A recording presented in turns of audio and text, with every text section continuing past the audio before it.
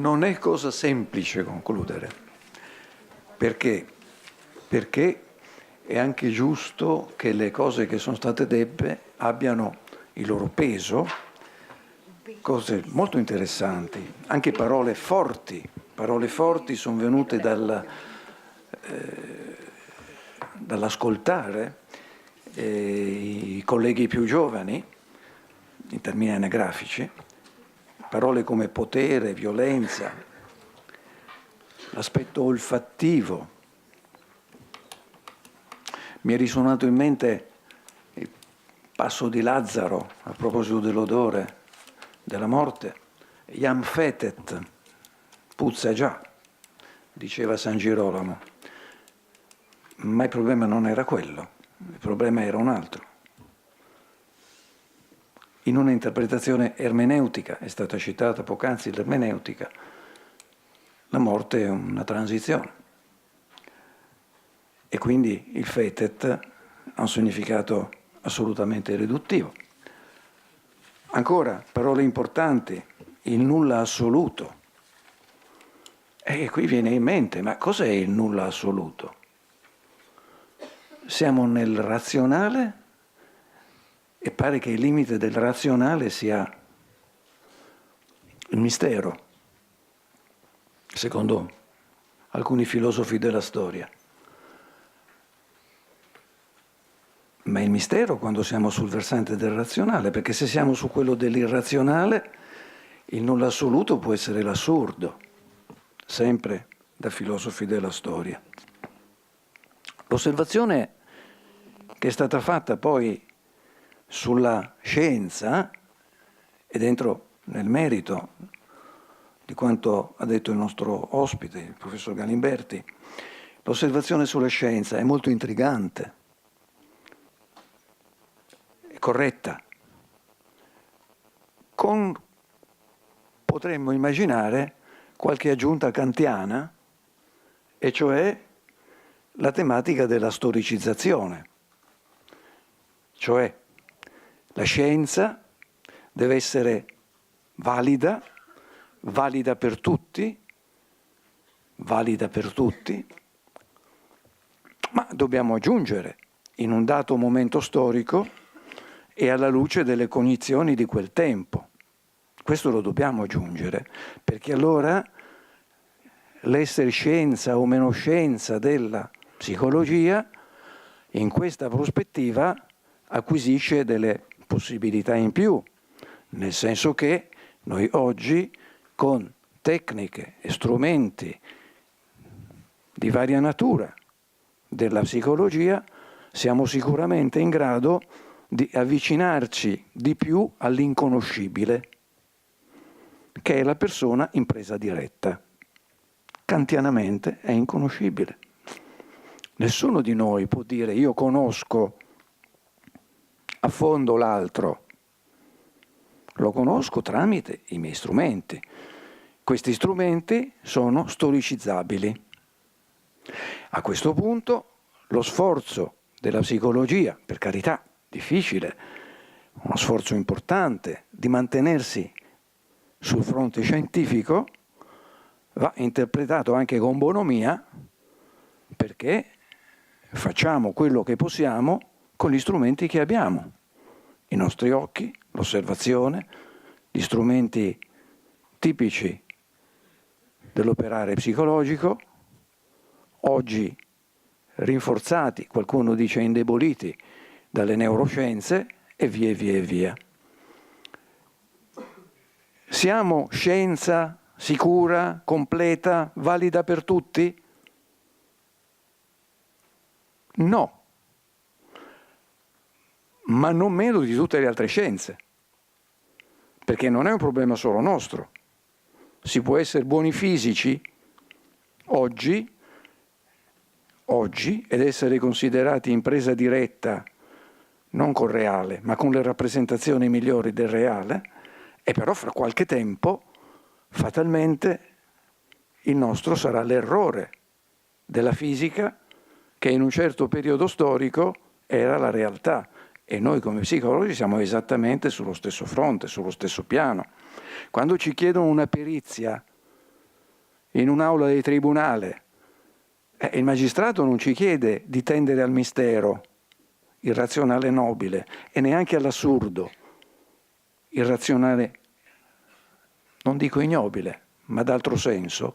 Lui ci chiede di ragionare con tutti gli strumenti di cui disponiamo. E questi strumenti sono tipici del modo di procedere scientifico.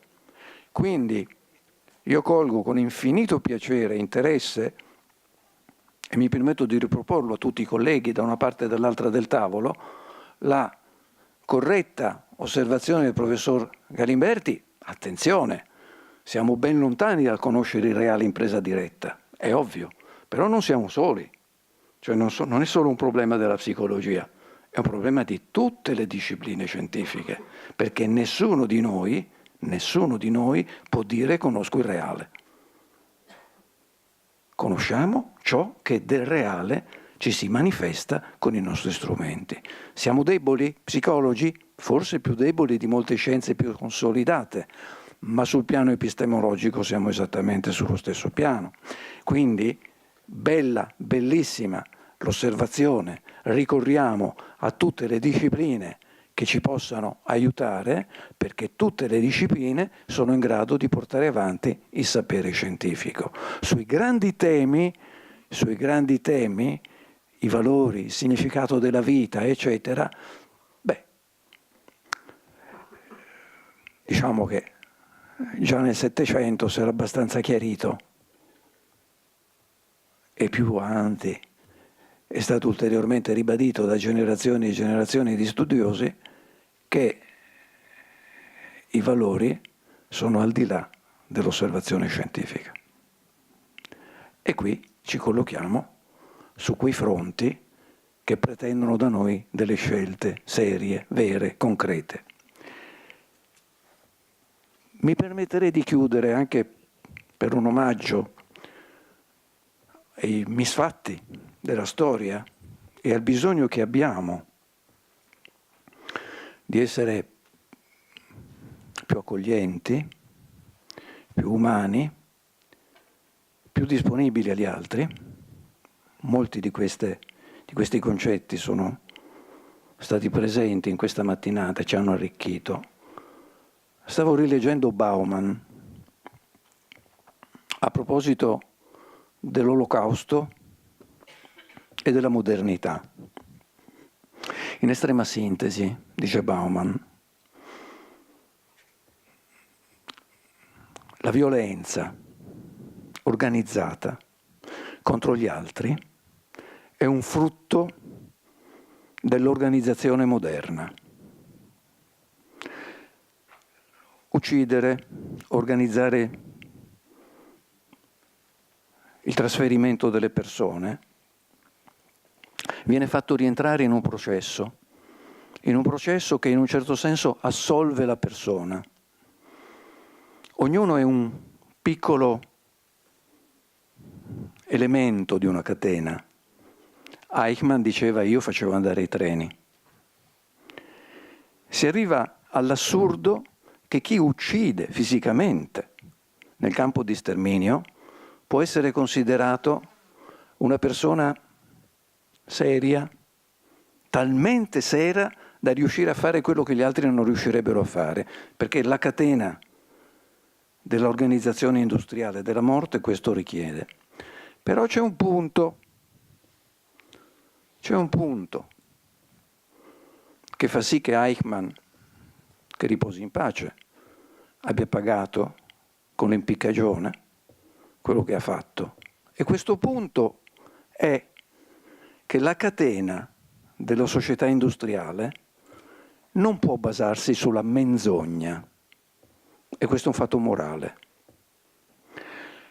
La catena della logicità viene infranta nel momento in cui all'ingresso del campo di sterminio c'è scritto Arbeit macht frei, il lavoro rende liberi. In realtà vi stiamo imbrogliando tutti. La catena della razionalità è fondata sulla menzogna. Dalla menzogna deriva l'ingiustizia, il dolore, la tragedia. Sempre in questa linea, e mi è sempre colpito questa cosa, mentre gli americani installati a Berlino già pensavano di processare i colpevoli delle stragi nei campi, in quel momento il progetto T4, Ausmerzen, contro gli handicappati, continuava a lavorare con iniezioni letali e camere di cremazione. Non c'erano gli SS, c'erano psichiatri, c'erano società di eugenetica.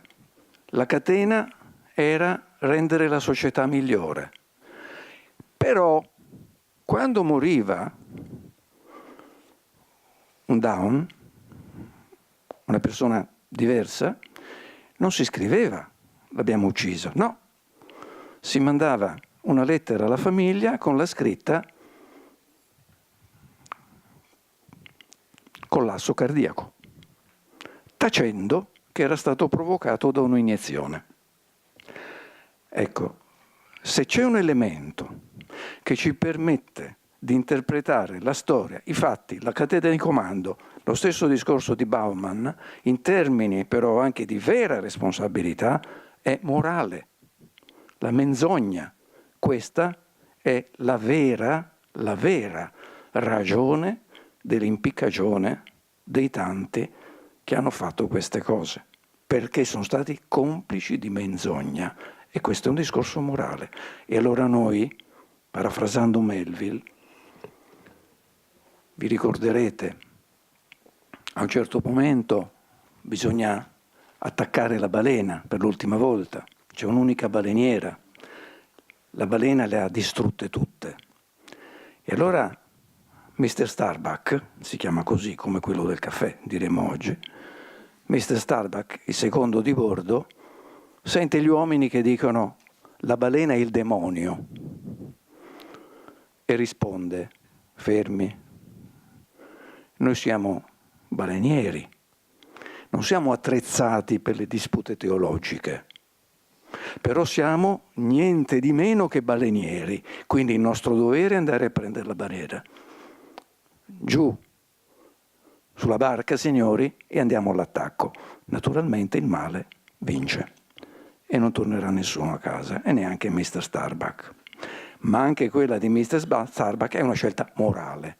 Allora, se questa giornata